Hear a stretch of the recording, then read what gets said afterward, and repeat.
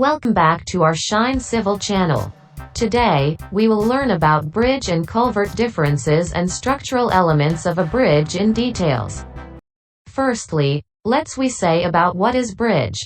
The drainage structure which facilitates a communication route for carrying road or railway traffic across an obstruction or depression with or without water is called a bridge.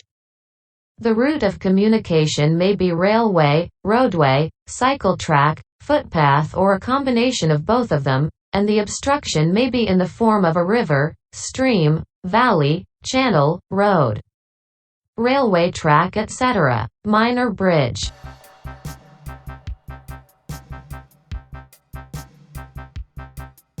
Bridge having total span length greater than 6 meters and less than 60 meters, we can call it as minor bridge. Major bridge.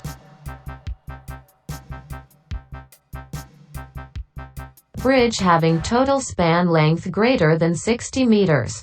We can say it is major bridge. Long span bridge.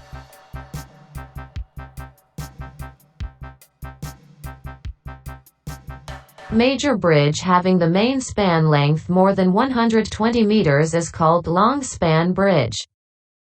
Now, let's discuss about culvert. A small bridge having total length of 6 meters or less between the faces of abutments is known as a culvert. These are permanent drainage structures which are mainly constructed to carry roadway or railway track over small streams or canals.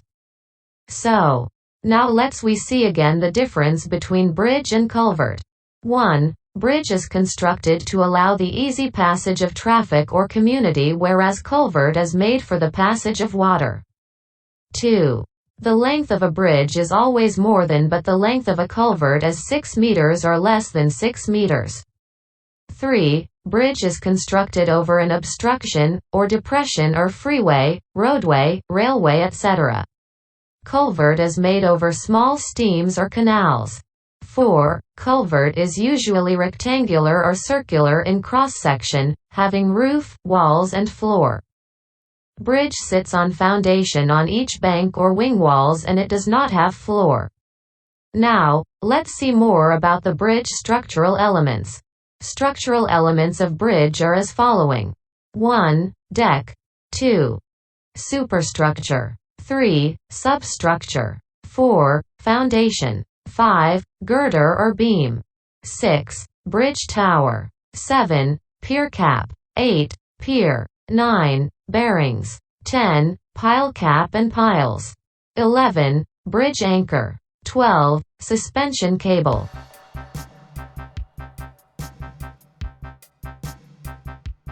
Let's see them in details. Number 1. Deck. Deck is the portion which carries all the traffic. Number 2. Superstructure. The portion which supports the deck slab and girder and connects one substructure to the other. That means, all the elements of the bridge attached to a supporting system can be categorized as superstructure. Number 3. Substructure. The parts of the bridge which support the superstructure and transmits all the structural loads of the bridge to the foundations. We can say as example, piers, abutments, etc. Number 4. Foundation. Foundation is the portion which transmits loads to the bearing strata.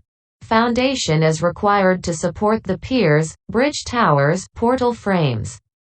Generally, piles and well foundations such as H-pile, bore pile, pipe pile or precast concrete piles are adopted. Number 5. Girder or beam. Beam or girder is the part of superstructure which bends along with the span. The deck is supported by beams.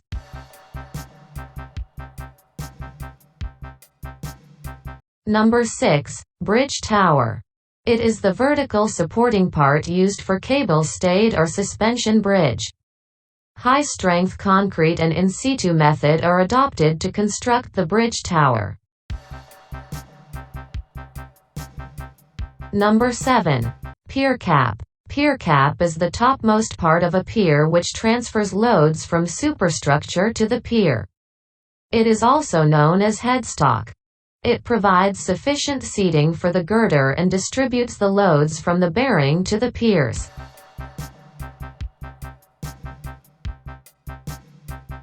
Number 8. Pier. Pier is the part of superstructure that supports the superstructure and transfers loads of superstructure to the foundation. Pier is suitable for spanned bridges with maximum width of deck up to 8 meters and 2 traffic lanes. The shape and size of the pier mainly depend on aesthetics, site, space and economic constraints of the construction.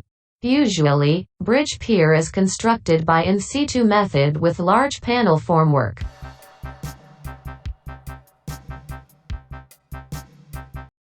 Number 9. Bearings. Bearing is a device which supports the parts of superstructure and transfer loads and movements from the deck to the substructure and foundation. The main purpose of providing a bearing is to permit controlled movement and decrease the stress involved.